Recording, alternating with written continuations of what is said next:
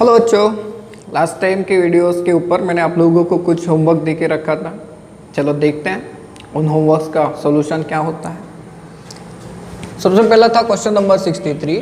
क्या कहता है हमें? A compound with molar mass 159 was found to contain 39.62% of copper, 20.13% of sulphur. देखो इनका सम 100 पे नहीं जा रहा है, मतलब कंफर्म है कि इसके अंदर तीसरा एलिमेंट ऑक्सीजन है। Suggest the molecular formula for the compound. चलो मॉलिक्यूलर फॉर्मूला निकालना है, लेकिन आपको पता है इसे हम लोग कैसे सॉल्व करेंगे। पहले एक टेबल बनाएंगे, एलिमेंट, फिर इनके परसेंटेज देखते हैं, फिर इनका रिलेटिव नंबर देखते हैं, राइट, एंड देन इनका सिंपलेस्ट रेशियो देखेंगे। यहाँ तक पहुँचते हैं तो हमें क्या मिल जाता है? तो यहाँ तक पहुँचने के बाद सर हमें एम्पिरिकल फॉर्मूला मिल जाता है, दैट इज एम्पिरिकल फॉर्मूला। ठीक है, नाउ कौन कौन से एलिमेंट है? तो एक तो कॉपर दिख रहा है, ठीक है, दूसरा सल्फर भी दिख रहा है, तीसरा 100% कौन सा है? ऑक्सीजन। अब देखिए कॉपर का परसेंटेज है 39.62, देन उसके बाद सल्फर का कितना दिया है? 20.13। सर ये 100 नहीं है, तो इसका सम करिए और 100 में से माइनस करिए। तो 100 में से माइनस अगर करते हैं तो ये आपको मिलता है 40.25। ठीक है, चलो मैंने दे दिया। देन रिलेटिव नंबर अब कैसे निकालते हैं? तो सर जो परसेंटेज है डिवाइडेड बाय एटॉमिक वेट, तो 39.62 डिवाइडेड बाय कॉपर का एटॉमिक वेट कितना है? 63 है, 63। ठीक है, देन उसके बाद सल्फर के लिए क्या है?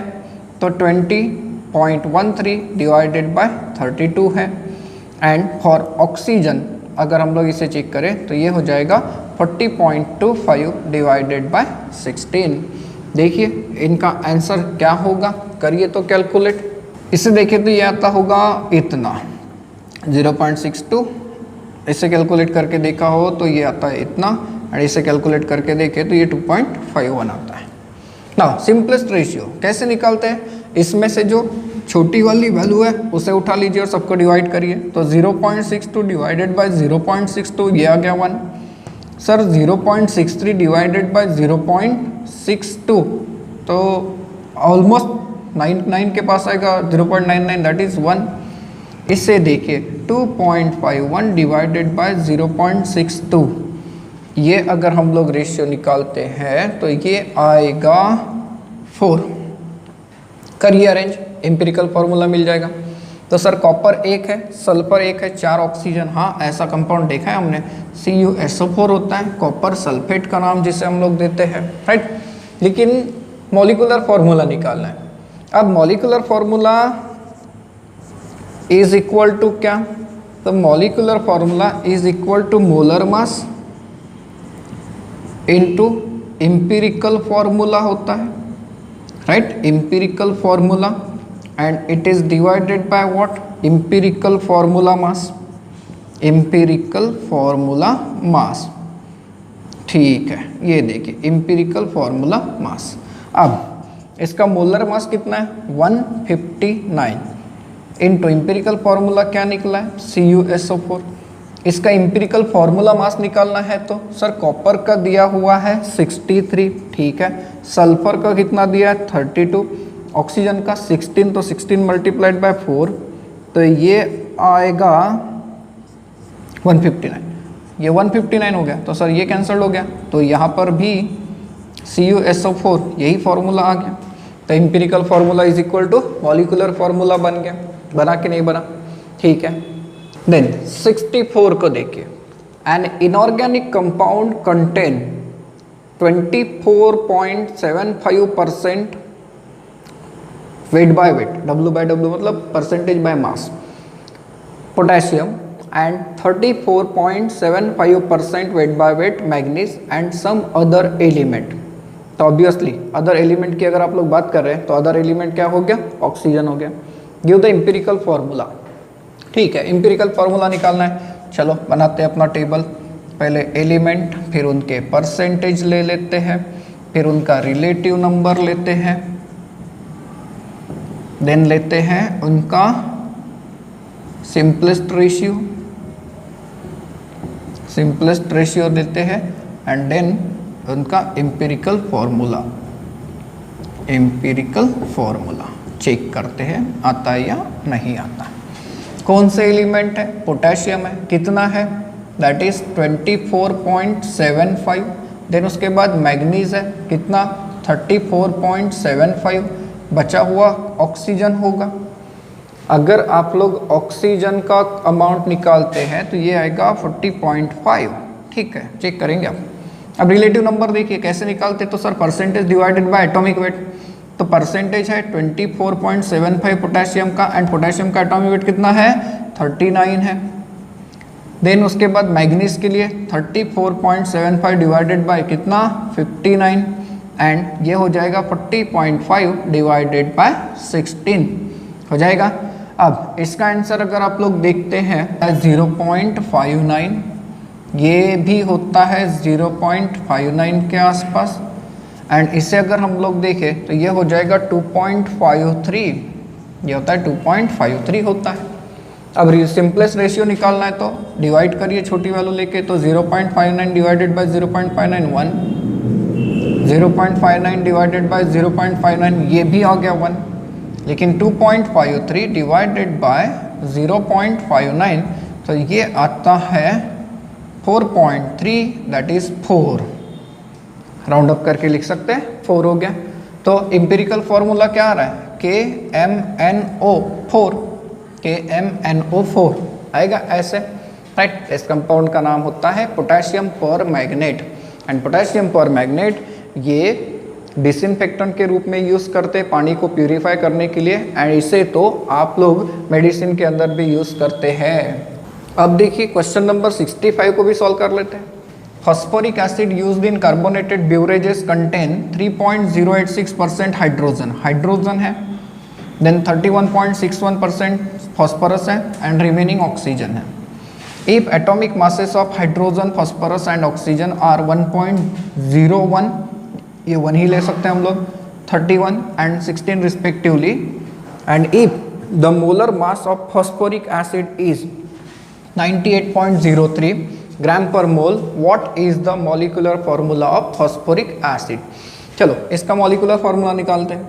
तो पहले तो टेबल बना लीजिए आपके पास कौन कौन से एलिमेंट्स हैं, देन उसके परसेंटेज भी चेक कर लीजिए, देन रिलेटिव नंबर बनाइए, रिलेटिव नंबर, एंड देन बनाइए सिंपलेस्ट रेशियो, क्योंकि जैसे ही आपके पास सिंपलेस्ट रेशियो आता है आपको क्या मिल जाता है? एम्पिरिकल फॉर्मूला मिलता है, एम्पिरिकल फॉर्मूला मिलता है। अब एलिमेंट कौन कौन से दे रहा है? हाइड्रोजन दे रहा है, फॉस्फोरस दे रहा है, एंड ऑक्सीजन दे रहा है।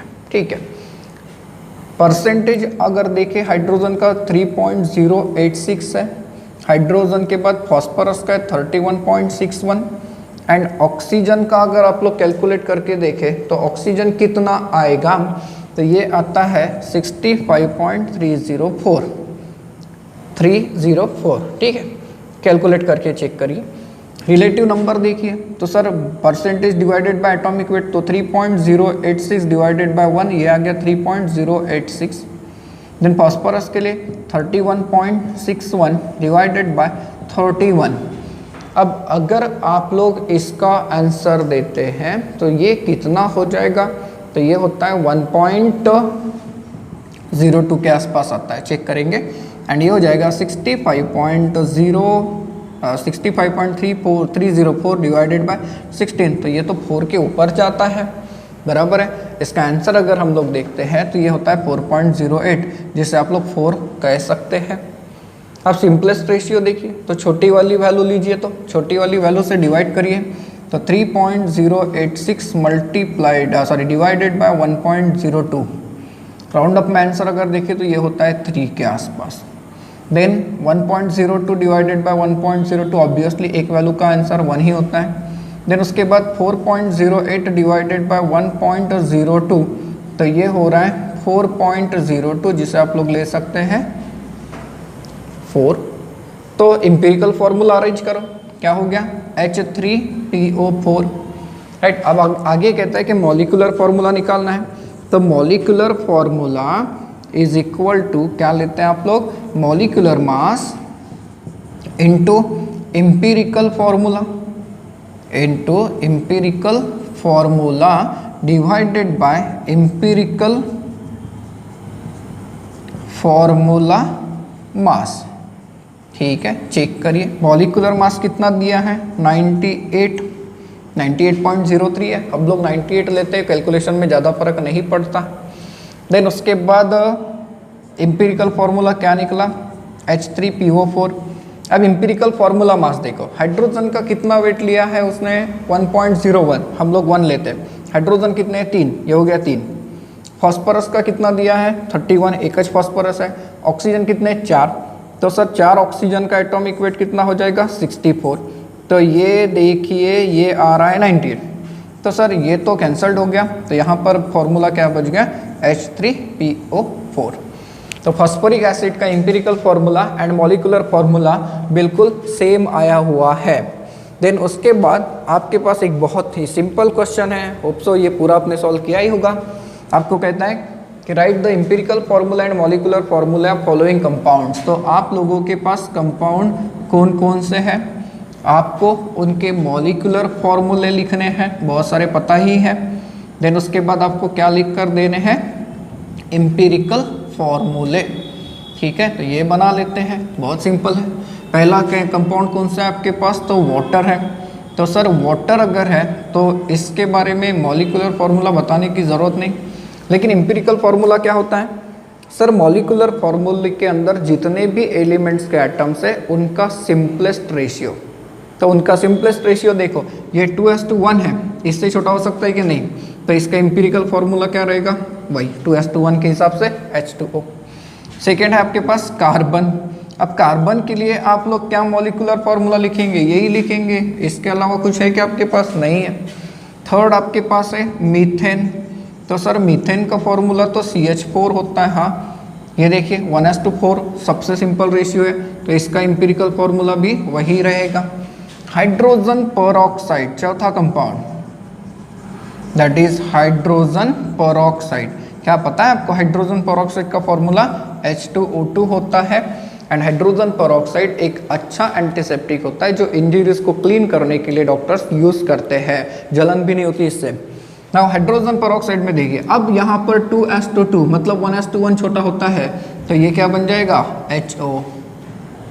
तो नंबर 5 पे कौन है, नंबर 5 पे एसिटिलीन।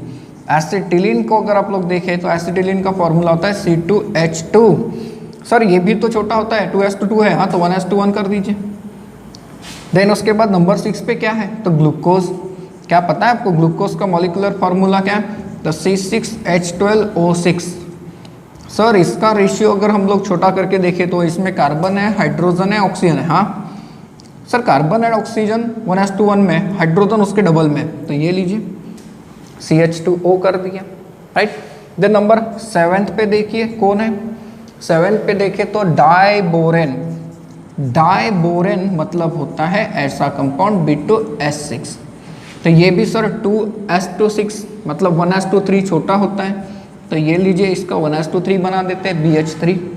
देन उसके बाद नंबर 8 पे देखिए कौन है, टेट्राफॉस्फोरस डेकाऑक्साइड। टेट्राफॉस्फोरस, ठीक है, एंड डेकाऑक्साइड मतलब डेकऑक्साइड। तो फॉस्फोरस कितने 4, नाम में लिखा है टेट्रा, तो P4। देन उसके बाद डेकऑक्साइड, डे का मतलब 10, O10। क्या इसे छोटा कर सकते हैं, नहीं, ये फ्रैक्शन में चला जाएगा, तो ये हो जाएगा P4O10, राइट। ये थे आपके होमवर्क्स के सॉल्यूशन।